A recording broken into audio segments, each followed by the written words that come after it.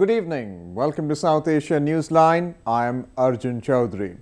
Here are the top stories we're tracking for you on Thursday, the 19th of November. Indian court makes David Headley an accused in 2008 Mumbai terror attack case. Sri Lankan government must take bold steps to address enforced disappearances, says UN experts group.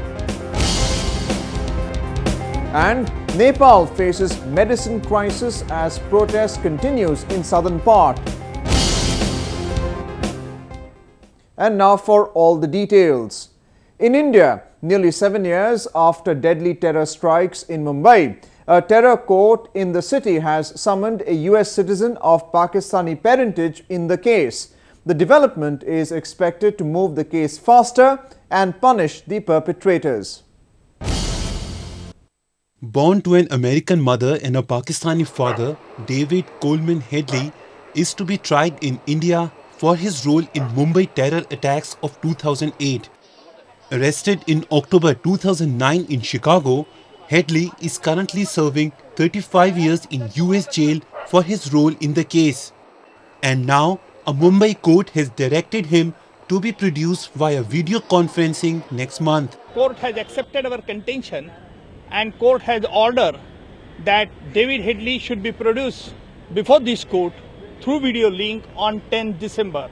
Headley is accused of carrying out a reconnaissance mission in Mumbai and passing on this information to the banned terror outfit of the Lashkar-e-Taiba based in Pakistan. 10 alleged members of the outfit then carried out 12 coordinated attacks in India's financial capital in November 2008, killing 164 people and wounding over 300. It was the worst attack the country had witnessed in years. If they are now permitting us to do video conferencing with him, it will help us in nailing Hafiz Saeed and Lakvi. They were the masterminds who were very closely associated in every possible way with David Headley. So David Headley becomes a prime witness against them. In the wake of last week's Paris attacks, Indian Prime Minister Narendra Modi has called for a unified global effort to combat terrorism.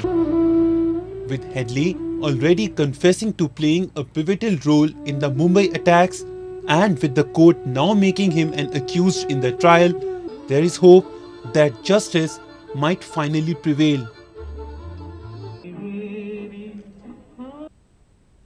A United Nations experts group has said that Sri Lanka's government should deliver on its promise to initiate proper investigation of the cases of thousands of people who went missing during the country's civil war. The government had agreed last month to establish a credible probe into the war crimes allegations against its army in line with UN recommendations. A United Nations experts group called for establishing a credible judicial process involving foreign judges and prosecutors, as promised by the Sri Lankan government last month, to investigate the cases of people who went missing during the civil war. The Lankan army is accused of large-scale rights violations, especially in 2009 during the end of the nearly 3 decades-long civil war with the Tamil Tigers. A local commission investigating people's disappearances during the civil war has received written complaints relating to more than 16,000 missing persons, which the expert group said is only the tip of the iceberg. We are convinced that this is unfortunately only the tip of the iceberg, considering the many disappearances documented by the many commissions. Duhaime said that the UN group had visited a former detention center in the country where interrogation and torture took place in a Navy camp. The other time periods covered, it would require, of course, more investigation, and it is the duty and obligation of the state to pursue an effective investigation. The expert group also raised concerns over reported harassment by security forces on the families of the missing people for speaking to the group members. Various rights groups claim that up to 40,000 Tamil civilians were killed in the final 3 months of the civil war when the army launched a massive operation to crush the rebels. The people of Gilgit Baltistan, who are under Pakistan's illegal occupation, doesn't find any hope of a better life, courtesy Pakistan's apathy for the region. A report. The woes of the people of Gilgit Baltistan continue despite the formation of the new government in July this year. Locals who had pinned hopes on the PMLN government feel disappointed as the region is still reeling under abject poverty. Successive governments in Pakistan have failed to address the issues of the region. Local politicians claim the government has yet to formulate any strategy to improve the living standards of the people. Gilgit Baltistan को मुतनाज़ा समझते हैं। गिलगित बल्तिस्तान की मुतनाज़ा हैसियत की वजह से वो लोग ये मतलब गिलगित बल्तिस्तान जो है वो एक गले की हड्डी बन गई है। न वो हड़प कर सकते हैं, न वो गले से बाहर निकाल सकते हैं। तो वो अंधेरे में रखकर जो है जो भी फैसला करेंगे उसके नतीजे अच्छे नहीं निकलेंगे। 57 प्रोजेक्ट इस वक्त मायू साइन हुआ है, बलूचिस्तान के अंदर है, पंजाब के अंदर है, सिंध के अंदर है, उसमें एक भी गिलगित बल्तिस्तान के अंदर नहीं है। Opposition party PPP has levelled serious charges against the government for neglecting the region and hindering the process of development. यहाँ पे ADP पास हुई, आपके मुंतखब नुमाइंदों ने ADP पास की, उन प्रोजेक्ट्स की फिजिबिलिटीज बनी, उनके PC1 अप्रूव हुए और अब वो टेंडर स्टेज पे थे। ये मौजूदा हुकूमत आई है और अब सुना है कि ये हुकूमत उन मंसूबों को मुअत्तल करके या खत्म करके उसके मुतबादल मंसूबे बनाने जा रही है। इसकी हम हरगिज़ इजाजत नहीं देंगे। Locals for long have claimed that Pakistan has been exploiting the resource-rich region and diverting the same to other parts of the country. National Accountability Bureau or NAB has summoned 2 former Pakistani Prime Ministers in corruption cases. A report. Former Prime Ministers Yusuf Raza Gilani and Raja Parvez Ashraf have been summoned by the National Accountability Bureau in 2 new separate corruption cases. The anti-corruption organization has also summoned former Chief Minister of Balochistan Aslam Rezani. Gilani and Rezani have been accused of illegally appointing a managing director in Sendak Copper and Gold project. The post of managing director was, however, dissolved after the project was handed over to a Chinese company in 2002. Gilani served as the Prime Minister of Pakistan for 5 years before the Supreme Court disqualified him from the office in 2012. Raja Parvez Ashraf, who succeeded Gilani, has been allegedly involved in setting up an international clearinghouse which provided an edge to a particular telecommunication company for controlling and receiving international and long-distance calls. The clearinghouse is believed to have been established without meeting due competitive process. The opposition PPP has alleged that the cases are part of political witch hunting by the ruling party PMLN. Hospitals in Nepal are running out of medicines because of the blockade at the border with India, say doctors in Nepal.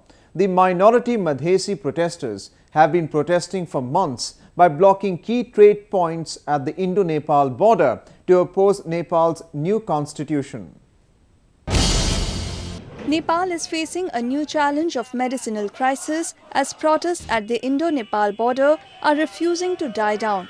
Blockade at key trade points at the Indo-Nepal border has also prevented the delivery of earthquake relief supplies.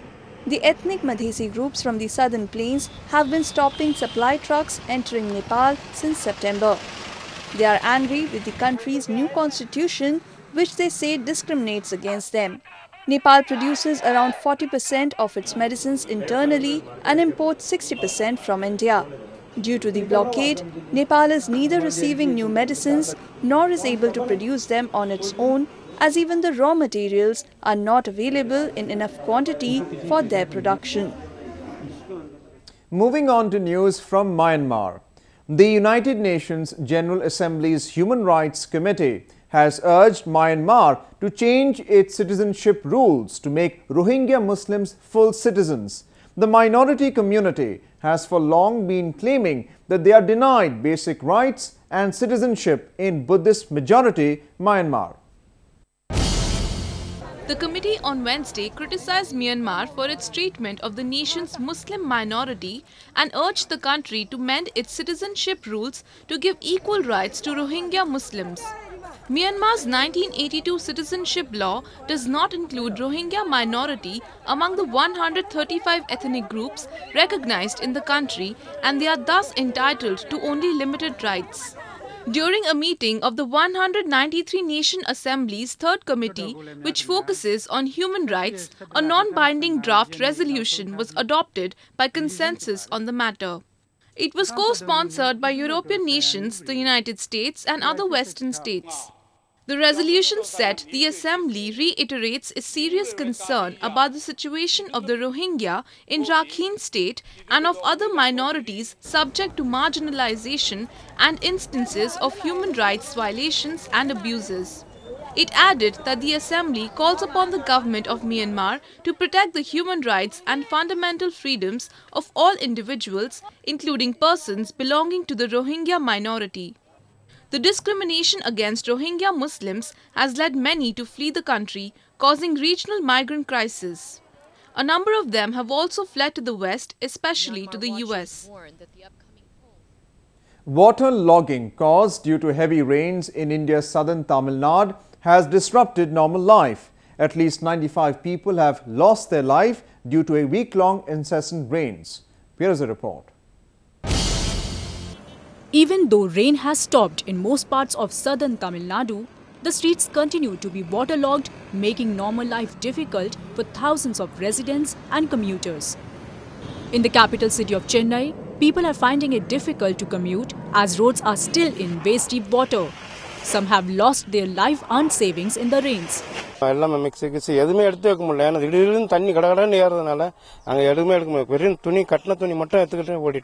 ஆனால் எல்லார் வீட்டுமே முக்கால்வாசி வீட்டில் வந்து TV எல்லாமே வீணாக போச்சு. Electric item, சமையல் case, இது எல்லாமே பக்கத்து ஆளுங்க எல்லாமே வந்து இதுதான் சந்தர்ப்ப சூழ்நிலை வச்சு திருட ஆரம்பிச்சிட்டாங்க. The people are now grappling with twin problems of acute shortage of electricity and water supply. They are also staring at outbreak of waterborne diseases. எல்லாம் சாதாரணமாயிடுச்சு. என் பொண்ணு 9வது படிக்குது, ஒரு புக்கு கூடமே இல்லை. இப்போ முக்கியமா வந்து கரண்ட் வந்து எத்தனை நாளா? கரண்ட் ஒரு 5 நாளா இல்ல, 5-6 நாளா கரண்ட் இல்ல. தண்ணியே பஞ்சமாயிடுச்சு. இப்போ என்ன பண்றதுனே தெரியல. வீடு கழுவ முடியல, ஒண்ணுமே முடியல. குழன்னு கிடக்கு. தெரு பெருக்கவும் 4 வரல. Relief work continues in full swing. Indian Army and Air Force personnel have been deployed for rescue and relief operations. Maldivian President Abdullah Yamin has nominated Legal Affairs Secretary at the President's office, Ershad Besham, for the post of Prosecutor General. Officials state that she was the only candidate who applied for the post. Her candidacy has now been submitted for parliamentary approval. Former Prosecutor General Mutaz Musin was removed last week for allegedly leaking confidential information to lawyers representing suspects of the September 28 blast on the President's speedboat. On Tuesday, Maldivian Apex Court had suspended 2 lawyers of former Vice President Ahmed Adib, who is the prime accused in the case. Well, that's the way it was in South Asia this evening. Before we conclude, the top stories once again. Indian court makes David Headley an accused in 2008 Mumbai terror attack case. Sri Lankan government must take bold steps to address enforced disappearances, says UN experts group. And Nepal faces medicine crisis as protest continues in southern part.